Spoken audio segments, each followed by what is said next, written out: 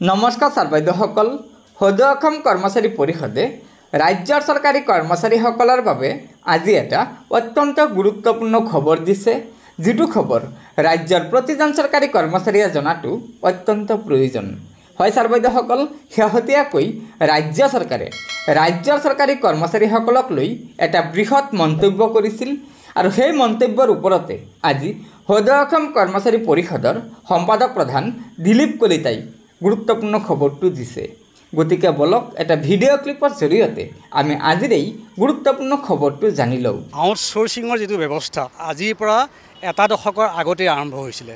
এইটো চৰকাৰৰ এটা পলিচি, কিন্তু এটা কথা ঠিক, জনসাধাৰণে ইয়াৰ সিদ্ধান্ত ল'ব যে এখন ৰাজ্য বেচৰকাৰী কৰ্মচাৰীয়ে পৰিচালিত হ'ব নে ৰাজ্যিক চৰকাৰী কৰ্মচাৰীয়ে পৰিচালনা হ'ব, এইটো কথা ৰাজ্যৰ সিদ্ধান্ত ল'ব। ইয়াৰ যিটো ৰিজাল্ট ওলাব, এই ৰিজাল্টে এই সিদ্ধান্ত সলনি কৰিবলৈ চৰকাৰক বাধ্য কৰিব। দুই এজন কৰ্মচাৰী যদি ক'ৰবাত কিবা কাম কৰা নাই, তেওঁলোকৰ ক্ষেত্ৰত বিহিত ব্যৱস্থা ল'বলৈ চৰকাৰৰ ব্যৱস্থা আছে, সেইমতে ব্যৱস্থা গ্ৰহণ কৰিব পাৰে। কিন্তু এইটো কথা একেবাৰে সঁচা নহয় যে ৰাজ্যিক কৰ্মচাৰীয়ে কাম নকৰে, বৰঞ্চ ৰাজ্যিক কৰ্মচাৰীয়ে সময়তকৈ বেছি কামহে কৰিছে। The post which were created in the interest of public service should not be remain vacant without any valid reason. এই পদসমূহ সৃষ্টি কৰোঁতেই ইয়াৰ ন্যায্যতা আছে, ইয়াৰ প্ৰয়োজনীয়তা আছে কাৰণে পদ সৃষ্টি কৰা হৈছে, আৰু এই পদখিনি সময়মতে ফিল আপ কৰাটো চৰকাৰৰ দায়িত্ব। আৰু মাননীয় মুখ্যমন্ত্ৰী মহোদয়তে আঁচনিয়ে লৈছে 1 লাখতকৈ বেছি কৰ্মচাৰী নিয়োগ কৰিম বুলি। তেনে ক্ষেত্ৰত এই দুইটা কথাই পৰিপন্থী নিচিনা আমি ভাবিছোঁ।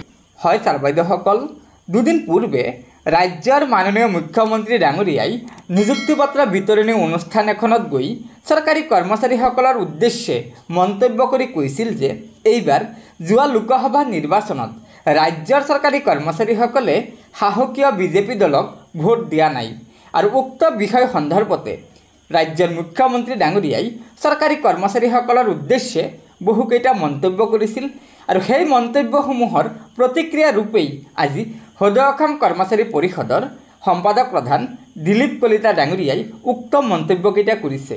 গতিকে ছাৰবাইদেউসকল, এয়া নিশ্চয় ৰাজ্যৰ চৰকাৰী কৰ্মচাৰীসকলৰ বাবে এটা অত্যন্ত গুৰুত্বপূৰ্ণ খবৰ।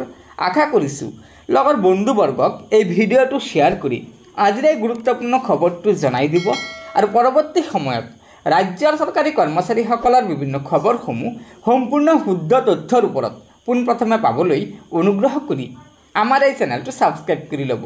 গতিকে আজিৰ ভিডিঅ'টো ইয়াতে সমাপ্ত কৰিলোঁ। ধন্যবাদ। জয় আই অসম।